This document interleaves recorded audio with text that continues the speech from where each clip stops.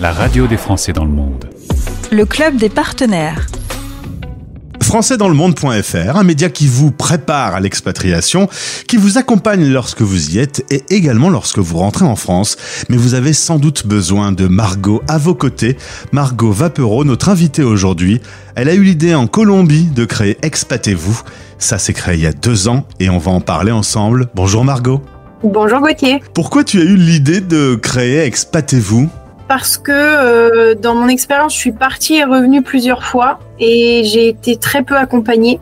Et quand je discutais avec d'autres expats que moi, je me rendais compte que les problématiques étaient très similaires et qu'il y avait un immense sentiment de solitude et de perdition parfois nécessaire d'être accompagné. Alors on parle notamment pour le premier départ, qui est vraiment la nouvelle aventure, mais également ceux qui l'ont déjà fait et qui vont le renouveler, et ceux qui rentrent en France. On zappe toujours le côté on rentre en France, c'est aussi une étape importante. C'est la plus grosse étape, c'est l'étape qu'on sous-estime le plus. Il y a beaucoup de gens qui rentrent et qui vivent très mal le retour parce qu'ils s'attendaient à retrouver la même chose que ce qu'ils avaient quitté. Et en fait, le choc est d'autant plus important. Donc tout ça, ça se prépare bien sûr une fois qu'on sait qu'on va rentrer en France. Il y a 2 points de vigilance, le côté organisation pure, les démarches administratives, etc. Et aussi le sujet de la préparation physique et mentale.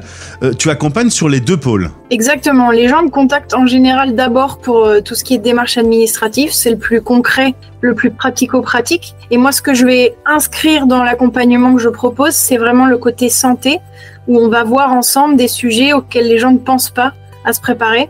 La santé physique, morale et sociale. Tu dis ne rien oublier et ne pas s'oublier. On voit Exactement. Bien la dimension humaine de tout ça. Parce que oui, il y a des checklists à faire pour ne rien oublier, mais il y a soi aussi, hein, c'est important. Exactement. Sur la checklist, on ne met pas penser à moi et prendre du temps pour moi dans cette transition. C'est une charge mentale qui est hyper élevée et qui va avoir un impact sur la suite. Donc, se préparer soi et ses proches à un départ ou un retour, c'est vraiment très important. Comment on débute l'aventure avec Expatez-vous ? Il y a le site internet expatez-vous.com. Il y a un premier rendez-vous, je crois, gratuit. Il y a un premier rendez-vous de 30 minutes où on va faire connaissance pour savoir si le fit passe bien déjà, pour évaluer les besoins en fonction du projet qui est en cours ou qui doit se créer. Et moi, à partir de là, je peux faire une proposition ou non, parce que c'est pas obligé qu'on travaille ensemble, mais si on travaille ensemble, je peux faire une proposition personnalisée pour évaluer quelle quantité de procédures administratives on va intégrer, quels outils et quels sujets sur lesquels on va se focaliser en premier. Ça me semble très clair. Surtout, n'oubliez pas de bien vous préparer dans tous les cas. On a vraiment des chiffres terribles. Les gens ne le font pas, notamment quand ils partent pas très loin.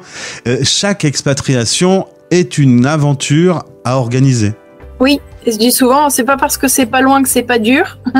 Donc même si ça paraît simple, accessible et connu, il faut se préparer parce qu'on n'est pas dans le même état d'esprit que partir en voyage chez le voisin d'à côté. Désormais, il y a Expatez-vous à vos côtés. Margot est à votre disposition.